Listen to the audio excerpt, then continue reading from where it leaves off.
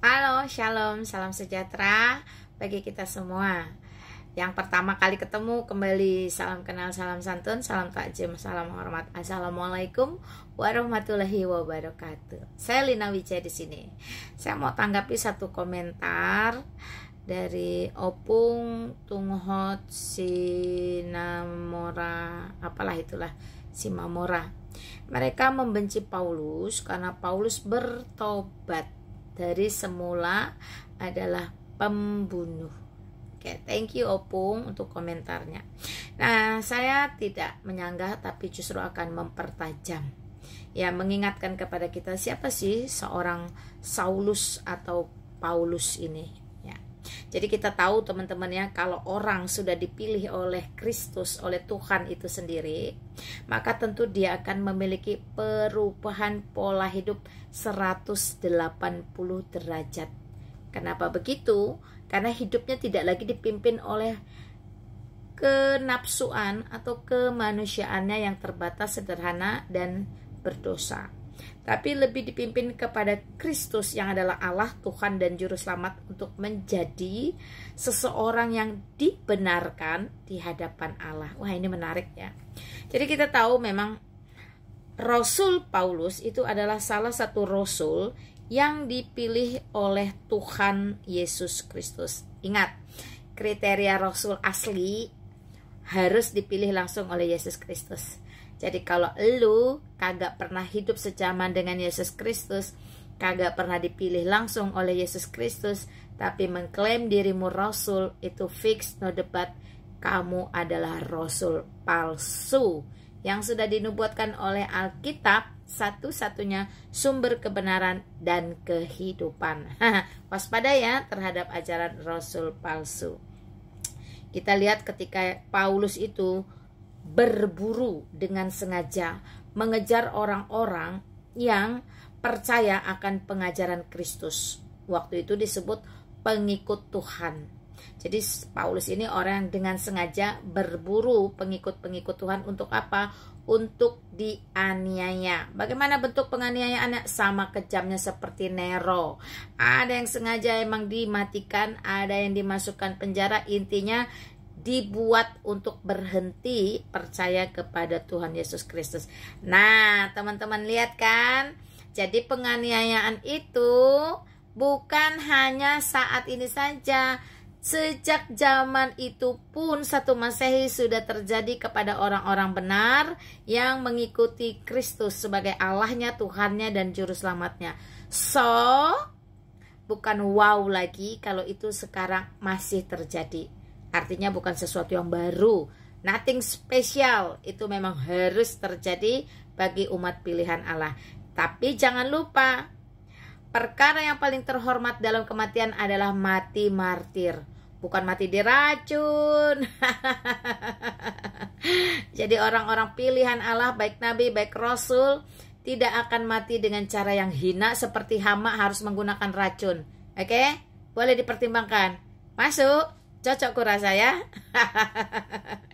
Oke teman-teman. Nah, jadi Rasul Paulus itu bahkan meminta dukungan pemerintah.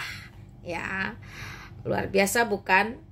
Dia meminta dukungan pemerintah kala itu, ahli-ahli Taurat, imam-imam kepala, untuk mengeluarkan surat surat penangkapan atau surat persetujuan untuk menangkapi pengikut-pengikut Tuhan. Kebayang ya, Rasul Paulus sebelum menjadi rasul, sebelum bertemu Tuhan Yesus Kristus, sebelum ditetapkan menjadi rasul, dia adalah seseorang yang keji, seseorang yang kejam, seseorang tidak manusiawi.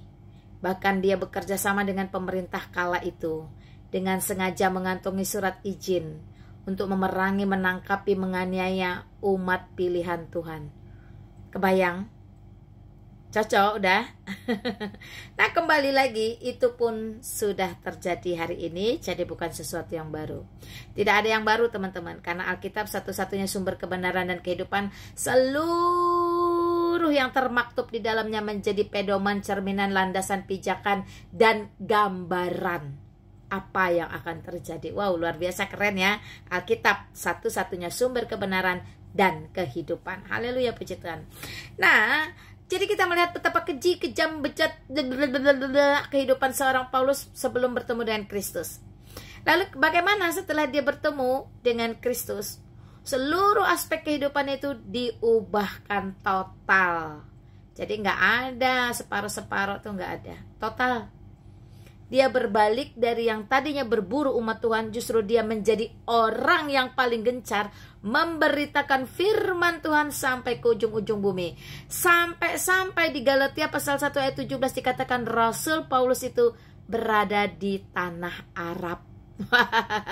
Kebayang ya kalau dia begitu dibenci. Karena apa? Karena ternyata dia terlebih dahulu ada di tanah Arab, mengenalkan siapa itu Allah, siapa itu Rasul, kata-kata Allah, kata-kata Rasul, dan seterusnya. Rasul Paulus pertama datang ke tanah Arab, melebihi pengajar-pengajar palsu setelah itu akan bermunculan. Wow, karena Paulus ada di satu Masehi loh. Lalu Masehi berikutnya disusul oleh siapa? Tentu disusul oleh yang palsu-palsu. Karena yang asli pasti datang di depan, yang palsu munculnya di belakangan. Gak heran kan kalau Rasul Paulus selalu dibenci, dijelek-jelekan, dipitnah, disalahpahami, bahkan diselewengkan seluruh pengajarannya. But it's okay, sekali lagi Alkitab sebagai satu-satunya sumber kebenaran dan kehidupan sudah menyatakan itu dengan gamblang. Maka kalau kamu Kristen sejati, tidak perlu membela Rasul Paulus secara berlebihan. Tapi cukup bersyukur karena Paulus tanah Arab menjadi bagian yang juga akhirnya memiliki pengharapan untuk dimenangkan. Wow, luar biasa ya. Thank you Rasul Paulus, you are the best. Jadi itu teman-teman, kuncinya adalah orang akan dibenci ketika ia semakin mirip seperti Kristus. Karena Kristus satu-satunya manusia ilahi yang ada di muka bumi, yang keteladanannya itu melampaui semua teladan yang pernah ada. Dia suci, tidak bercacat celah, dia kudus, dia tidak mengotori tangan dengan pedang dan perang, dia tidak ekspansi dengan kuda. Bahkan dia tidak mencari budak-budak untuk ditawan, harta rampasan disikat, kemudian untuk meniduri para wanita yang suaminya dibunuh. No.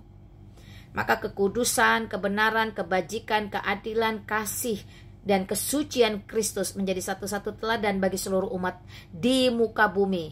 Terlepas you sudi atau tidak, terlepas you suka atau tidak, Jesus Christ is Jesus Christ.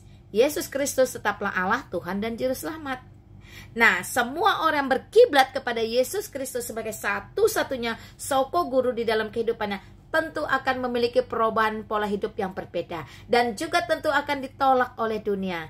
Kristus sendiri yang berkata, karena namaku engkau akan ditolak. Tetapi Rasul Paulus terkenal dengan satu kalimat tegas dan jelasnya.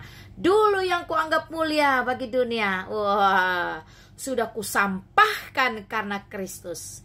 Demikian hari ini pun, apapun yang bersumber dari yang palsu-palsu, dari dunia yang sudah dikutuk ini, harus kita sampahkan setelah kita menerima Kristus. Sehingga Kristus menjadi satu-satunya kiblat, satu-satunya soko guru, satu-satunya tujuan hidup.